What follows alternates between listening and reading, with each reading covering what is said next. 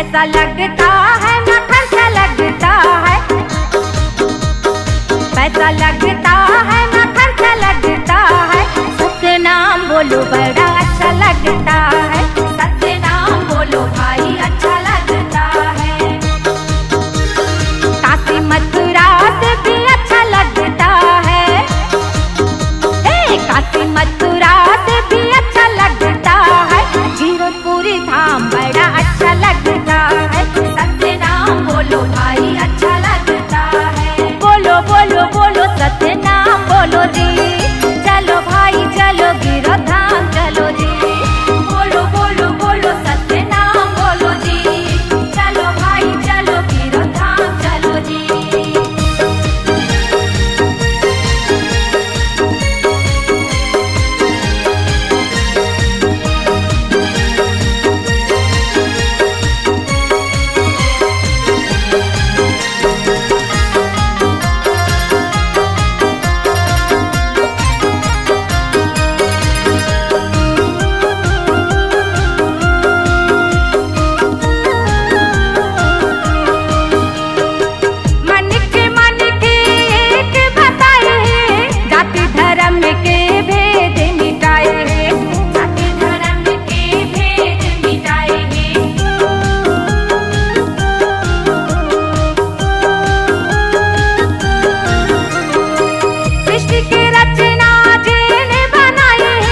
नारी पुरुष दुई जात बनाए हैं, नारी पुरुष दुई जात बनाए हैं।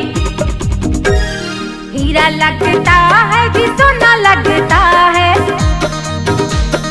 हीरा लगता है कि सोना लगता है, सत्य नाम बोलो बड़ा अच्छा लगता है, सत्य नाम बोलो भाई अच्छा लगता है। पैसा लगता है ना खर्चा लगता है, पैसा लगता है ना खर्चा लगता है, सत्य नाम बोलो बड़ा अच्छा लगता है, सत्य नाम बोलो भाई अच्छा लगता है।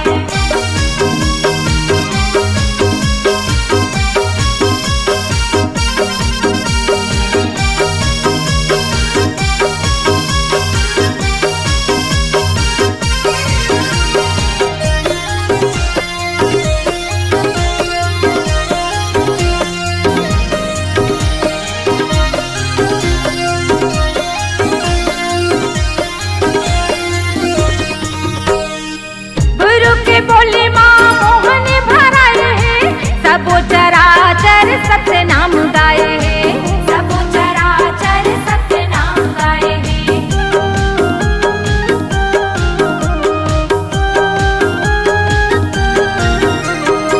धरती आकाश चंदा सूरज सब सत्य आधार माँ जग सिर जाए हैं, सत्य आधार माँ जग सिर जाए हैं।